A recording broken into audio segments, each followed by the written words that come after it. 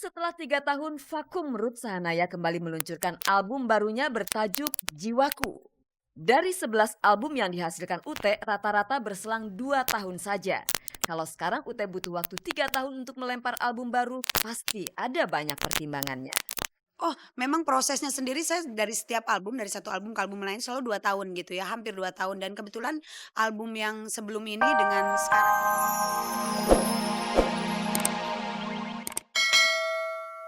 Baik-baik aja, itu. Tidak hanya seperti diberitakan, itu aja. Ya, semua saya serahkan ke tangan Allah Subhanahu wa taala sudah.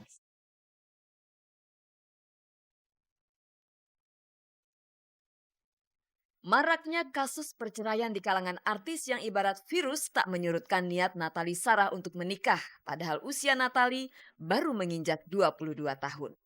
Untuk ukuran anak muda zaman sekarang, Natalie masih tergolong muda untuk memutuskan menikah. Tidak lama lagi Natalie akan menikah dengan pengusaha bengkel yang bernama Abdullah Rizal.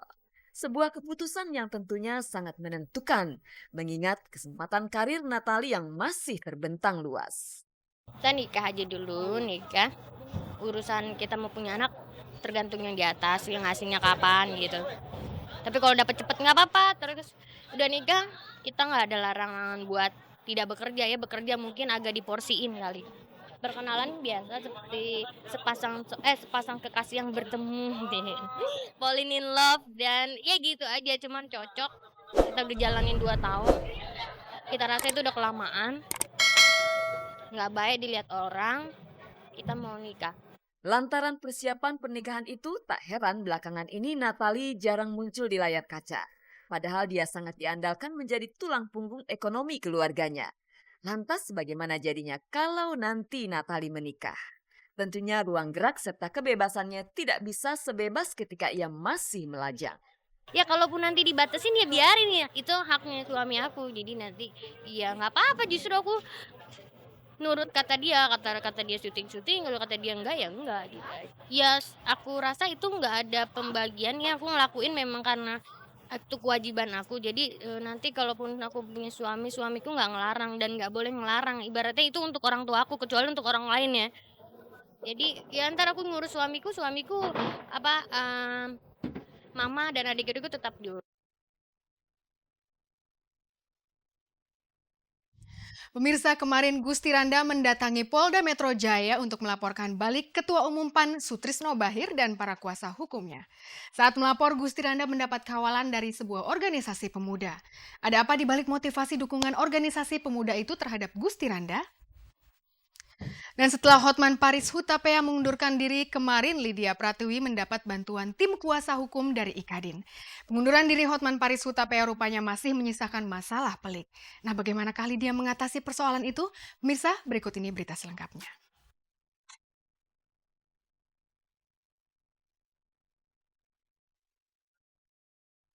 Lydia Pratiwi, tersangka kasus pembunuhan naik Gom-Gom Hutagalung, setidaknya bisa berdiri tegak menghadapi kasus berat yang tengah melilitnya.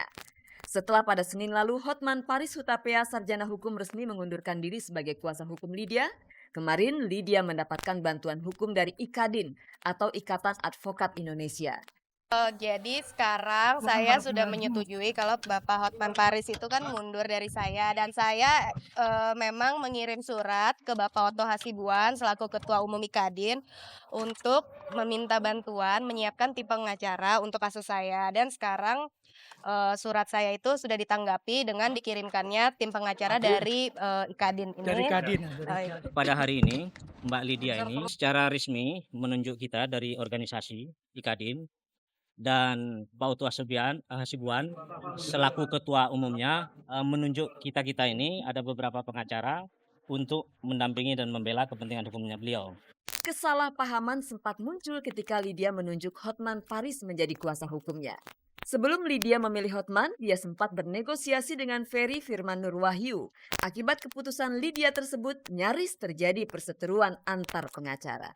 Awalnya saya memilih Bapak Ferry Firman untuk menjadi kuasa hukum saya, tapi belum selesai kata sepakat untuk kerjasama. Memang saya udah tanda tangan tapi saya belum baca isinya. Lalu saat saya tanda tangan, sekilas saya lihat ada beberapa biaya yang saya merasa berat dengan biaya itu, dan saya berniat mengganti Bapak Ferry sebelum hadirnya Pak Hotman Paris, untuk menjadi kuasa hukum saya. Kesalahan saya mungkin ya saya, lebih dulu menandatangani surat kuasa dari Pak Hotman gitu.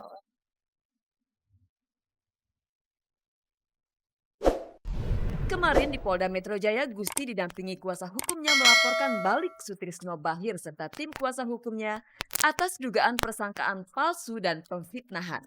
Laporan Gusti tersebut merupakan reaksinya atas laporan tim kuasa hukum Sutrisno Bahir yang melaporkan Gusti atas dugaan pencemaran nama baik Sutrisno Bahir. Hari ini Saudara Gusti Randa telah membuat laporan resmi kepada Polda Metro Jaya untuk melaporkan pertama Saudara Sutrisno Bahir, kedua kuasa hukum Saudara Sutrisno Bahir. Kalau saya statement bahwa dari awal saya konsisten bahwa kalau saya dilaporkan saya sangat senang, jangan sampai dicabut, biar sampai di pengadilan ya. Tapi kan sekarang ini kita lihat tidak berjalan, dengan itu saya akan melapor balik. Pada waktu itu saya statement seperti itu, sekarang saya lakukan seperti itu. Setiap kasus ditindaklanjuti, cuman stepnya seperti apa itu kan ada step-stepnya. Mana dulu, mana yang didulukan. Jelas yang didulukan itu yang memerlukan fakta-fakta awal untuk mengarah kepada unsur-unsur yang lain gitu kan. Sejak awal perpecahan rumah tangganya, Gusti Randa belum pernah beradu frontal dengan petinggi partai PAN tersebut. Kini Gusti tak hanya berhadapan dengan petinggi partai, tapi ia juga sadar akan berurusan dengan massa partai. Oleh karena itu, demi keamanan, Gusti mendapat dukungan penuh dari Angkatan Muda KAI. Asal tahu saja, dulu Gusti pernah menjabat sebagai penasehat hukum organisasi tersebut. Atas nama Angkatan Muda KAI, tegaskan kepada semua pihak yang berkepentingan dalam masalah ini supaya harus tunduk di bawah proses hukum yang sedang berjalan. Apabila ada tindakan-tindakan yang tidak sesuai dengan upaya hukum yang berlaku, maka mereka akan berhadapan dengan kami Angkatan Muda KAI.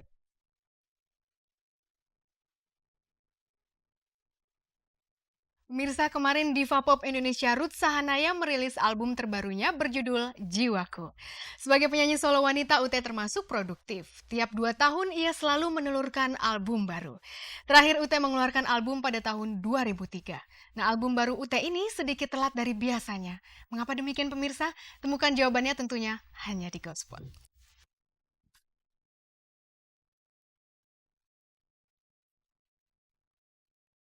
Setelah 3 tahun vakum, Ruth Sahanaya kembali meluncurkan album barunya bertajuk Jiwaku. Dari 11 album yang dihasilkan Ut, rata-rata berselang 2 tahun saja. Kalau sekarang Ut butuh waktu 3 tahun untuk melempar album baru, pasti ada banyak pertimbangannya.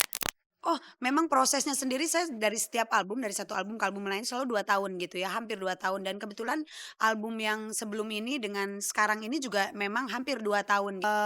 Masalahnya banyak, kenapa lama gitu ya, terus sekarang baru beredar gitu, karena memang dalam pemilihan lagu saya perlu waktu sekali itu. Saya nggak gampang dalam pemilihan lagu ya, dan mengatur schedule untuk bikin match sama arranger itu juga perlu waktu juga gitu ya. Dan cari waktu untuk foto buat cover aja juga perlu waktu juga gitu. Ruth Sahanaya sedang menunggu timing yang tepat, menunggu kerinduan penggemarnya supaya memuncak, ataukah Ut sedang menunggu waktu yang tepat untuk masuk di tengah gencarnya serbuan band-band muda dan juga penyanyi-penyanyi muda. Sekarang memang eranya anak-anak muda semacam Samson, Raja, Peter Pan atau penyanyi solo semacam Glenn Fredly. Namun Ut yakin eranya belum habis. Soalnya sempat beredar kabar, Sony BMG Indonesia lebih mendahulukan album Glenn Fredly ketimbang album Ruth Sahanaya. Oh enggak sama sekali enggak gitu. Karena memang kalau buat saya mungkin ya memang waktunya timingnya aja belum pas tuh. Dan kebetulan aja memang mungkin Glenn udah harus rilis duluan, akhirnya ya Glenn yang rilis duluan gitu. Tapi buat saya itu nggak masalah gitu ya, karena udah jelas saya sama Glenn kita punya pasar sendiri dan dia laki, aku perempuan, udah jelas beda gitu dari segi selling pointnya aja beda kan gitu kan, dan dia R&B, aku pop gitu. Ut menyebut album ke-11-nya ini pop banget. Anda dapat membuktikannya sendiri nanti malam pukul 10 di RCTI. Jangan lupa saksikan saya nanti malam dalam acara launching dari album saya yang terbaru Jiwaku.